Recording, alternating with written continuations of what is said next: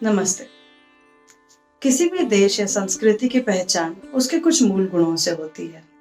उसकी नैतिकता, उसका इतिहास, उसकी प्राचीनता, उसके ग्रंथ, उसकी सामाजिक संरचना, इनमें से कुछ ऐसे ट्रेट्स हैं। सदियों से भारत की पहचान भी सनातन धर्म, हमारे शास्त्र, वेद, हमारे ऋषि मुनि, हमारी खोजें, इन पर आधारित रही हैं। भारत ने पूरे विश्व को एक से एक श्रेष्ठ व्यक्तित्व प्रदान किए हैं। गौतम बुद्ध, महावीर जैसे प्रचलित ऐसे व्यक्तित्व हैं जिन पे आधारित धर्म आज पूरे विश्व भर में फैले हुए हैं। इसी के चलते रामायण और महाभारत कुछ ऐसे ग्रंथ हैं, कुछ ऐसे स्क्रिप्चर्स हैं जो विश्व भर में एग्जाम्पल की तरह प्रीच किए जाते हैं। इन सारे व्यक्तित्वों में से भगवान श्री राम को मर्यादा पुरुषोत्तम कहा जाता है, सर्वश्रेष्ठ कहा जाता है। क्या कारण होगा कि इतने सालों के बदलाव, इन्वेजन, मॉडर्निज्म, इन्फ्लुएंसेस के बाद भी सनातन धर्म आज एकजुट हिंदुस्तान में डोमिनेटेड तरीके से माना जाता है? क्या कारण होगा कि रामायण के विश्व भर में 300 से अधिक वर्जन्स आज भी आपको मिल सकते हैं?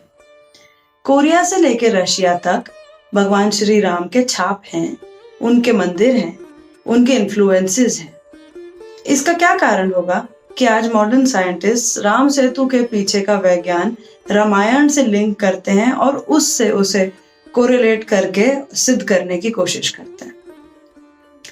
एक समय ऐसा था जब यहाँ राम राज्य चलते थे और आज मॉडर्न काल 2020 के आते आते एक समय ऐसा आया कि हिंदुओं को राम जन्मभूमि पर ही राम जी का मंदिर बनाने के लिए एक बहुत ही लंबा संघर्ष लड़ना पड़ा, एक बहुत ही लंबी लड़ाई लड़नी पड़ी और ये सिद्ध करना पड़ा कि भगवान श्री राम कोई माइथोलॉजी नहीं है, वो हमारा इतिहास है। हमारे स्क्रिप्चर्स में जो लिखा गया है उस पर आधारित जो हमारे बिलीफ्स हैं उसे मानते हुए हम भगवान श्री राम को एक माइथोलॉजी का हिस्सा नहीं मानते हैं, हम उसे हमारा इतिहास, हमारी हिस्ट्री मानते हैं। आज भारत से विभाजित होने के कई वर्षों बाद भी इस्लामिक रिपब्लिक ऑफ इंडोनेशिया में राम जी के कई मंदिर हैं जो बहुत सारा टूरिज्म अट्रैक्ट करते हैं विश्व भर का। आज भी कंबोडिया, वियतनाम, थाईलैंड, इस तरीके के देशों में रामायण बैले करके एक प्रसिद्ध परफॉर्मेंस होती है जो कि रामायण पर बेस्ड है। रामायण की कहानी दर्शाती है राम जी के जीवन के संघर्ष और जीत हार बताती है। वहीं आज भारत में उठकर एक्टर्स, जर्नलिस्ट्स, हिस्टोरियंस प्रभु श्री राम को साफ साफ एक मिथ बता देते हैं। भारत की प्राचीन धरती पर पैदा होना ही सिर्फ हमारे लिए गर्वशाली बात नहीं है। विश्व भर की पुरानी से पुरानी सभ्यताओं में से एक होना हमारे लिए बहुत गर्व की बात है।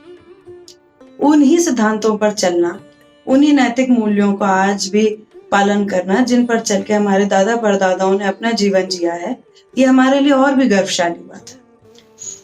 क्या ये हमारा कर्तव्य नहीं बनता कि यही सनातन धर्म, यही नैतिक मूल्य जो हमें विरासत में अपने पूर्वजों से मिले हजारों सालों पुराने, वही हम आगे अपने आने वाली पीढ़ियों को प्रदान कर सकें?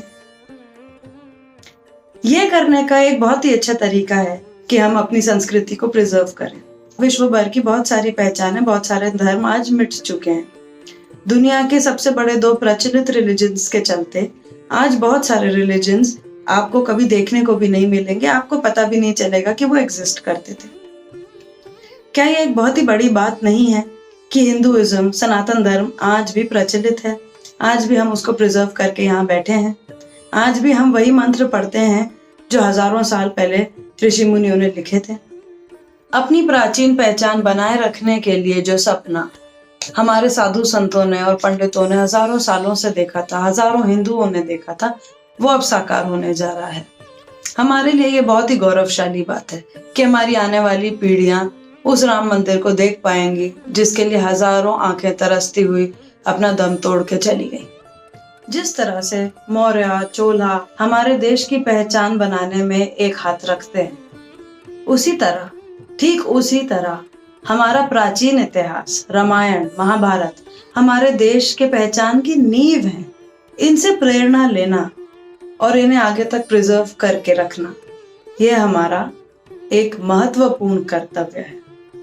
जब राम जन्मभूमि स्थित राम मंदिर में हमारे आने वाली पीढ़ियां, हमारे बच्चे जाएंगे, तो राम जी के जीवन काल से बहुत सारी सीखें लेकर अपने जीवन में उन्हें उतार पाएंगे।